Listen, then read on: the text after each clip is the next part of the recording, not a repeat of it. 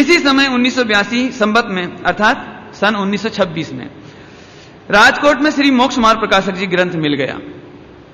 अभी ध्यान से सुनना, यह ग्रंथ भी ढूंढारी भाषा में छपा हुआ था।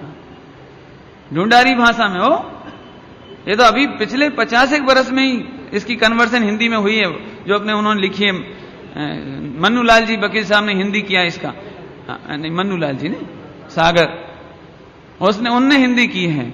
और नहीं, इसके पहले तो ढूंढारी भाषा, अभी गुरुदेव श्री को ढूंढारी भाषा मिली। उसमें क्या हुआ कि राजकोट में जब मिला मोक्ष मार्ग प्रकाशक, तो राजकोट में भी एक भाई थे, शायद मूल शंकर जी देसाई नाम था, जो शास्त्रों के, दिगंबर शास्त्रों के अध्येता थे। इकट्ठा करना, पढ़ना, समझना उनका एक उद्देश्य, तो इसलिए उनके निमित्त से ये ग्रंथ वहां मिल गया उनको, मोक्ष मार्ग प्रकाशक जी। अभी ग्रंथ मिलते से खाने पीने की सुध भूल गए, धुन चढ़ गई, और जब तक पूरा नहीं पढ़ लिया चैन नहीं पड़ी। सारे ग्रंथ एक तरफ और मोक्ष मार्ग प्रकाशक जी एक तरफ। अभी मोक्ष मार्ग प्रकाशक जी में 5वां अधिकार पढ़ते ही गुरुदेव की तो बांछें खिल गई, ऐसे कि गजब, जो मैं सोचता था वो उसमें इसकी जवाब है।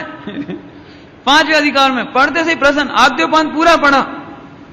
बाद में समय हो जाने के कारण शास्त्र तो संग रखते नहीं थे, तो वहां से चले गए। अभी लिखा नहीं, अभी तो पढ़ा और चले गए। इसके बाद 1983 संवत में वीर जी भाई ने रहस्यपूर्ण चिट्ठी भेजी दामोदर सेठ के हाथ। सेठ दामोदर के हाथ वीर जी भाई ने दामनगर चिट्ठी पहुंचाई, रहस्यपूर्ण चिट्ठी टोडरमल जी की।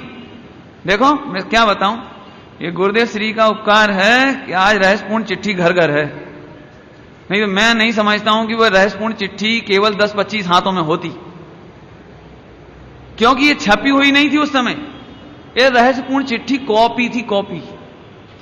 जयपुर से टोडरमल जी ने मुल्तान नगर पाकिस्तान के लिए जो चिट्ठी लिखी थी, उसकी कॉपी कॉपी कॉपी कॉपी करते करते करते करते यहां तक आ गई। कहां तक आ गई?